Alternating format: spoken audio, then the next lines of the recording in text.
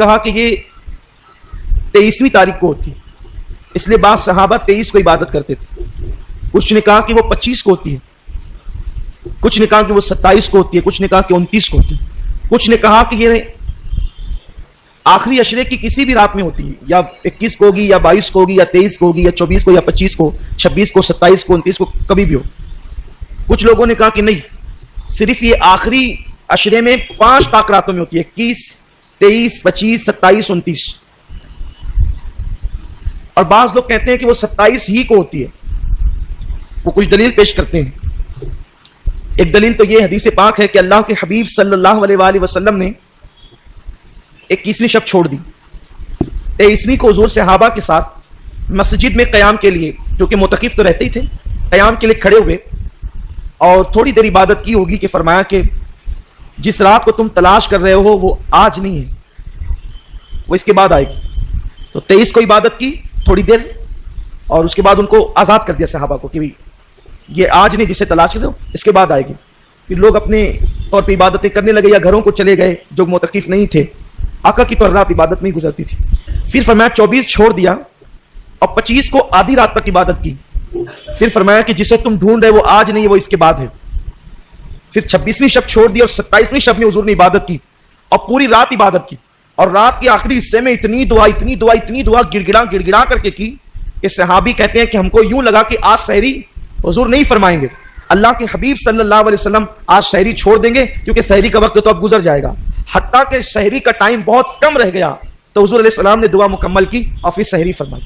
اور پھر مسکرا کر کہتے ہیں جسے تم ڈھونڈ رہے تھے وہ آج ہی تھی۔ تو 27ویں تاریخ کو تو، لیکن کچھ لوگ یہ کہتے ہیں کہ وہ گھومتی رہتی ہے،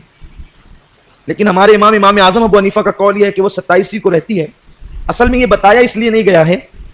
کہ لوگ جو ہے وہ پھر 27ویں ہی کو عبادت کریں گے اور دوسری راتوں کو چھوڑ دیں گے، یہ اس دور میں کہا تھا کہ بتایا نہیں گیا کہ لوگ اسی 27ویں کو کریں گے اور چھوڑ دیں گے، لیکن آج تو حال یہ ہے کہ اگر متعین کر دو کہ 27 ہے تو اس میں بھی نہیں کرتے، ذوق ہی نہیں رہا، شوق ہی نہیں رہا عبادت کا، الا ماشاء اللہ۔ کچھ لوگ یہ کہتے ہیں قرآن خود اشارہ دے رہا ہے کہ شب قدر 27ویں کو ہوتی ہے۔ قرآن میں جو سورہ قدر ہے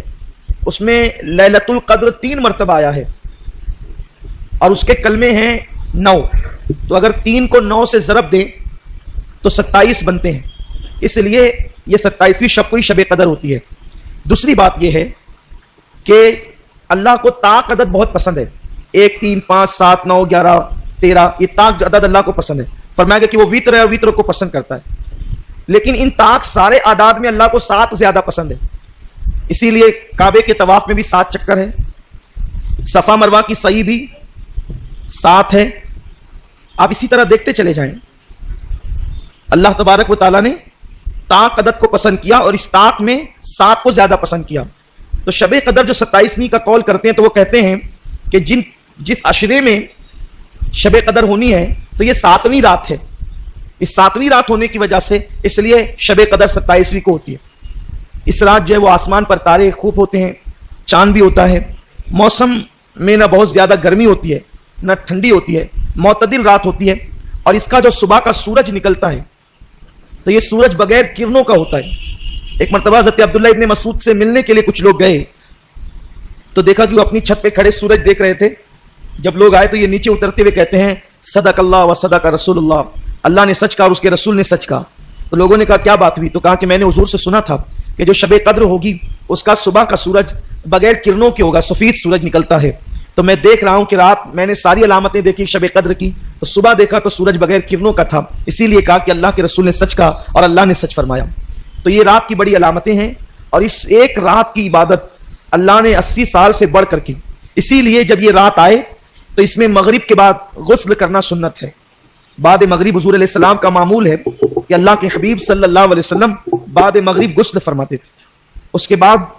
آقا کریم صلی اللہ علیہ وسلم مسجد میں عبادت کرنا اس رات کو پسند کرتے تھے، گھر میں بھی کر سکتے ہیں لیکن بلکہ صحابہ کرام تو شب قدر میں نئے لباس کا اہتمام کرتے تھے، نئے کپڑے وہ پہنتے تھے شب قدر میں۔ کچھ صحابہ تو ایک ہی لباس سلا کر رکھے ہوئے تھے جیسے حضرت انس ابن خزیمہ وغیرہ، کہ یہ حضرات اسی رات میں وہ لباس پہنتے تھے اور پھر کسی وقت اس لباس کو استعمال نہیں کرتے تھے۔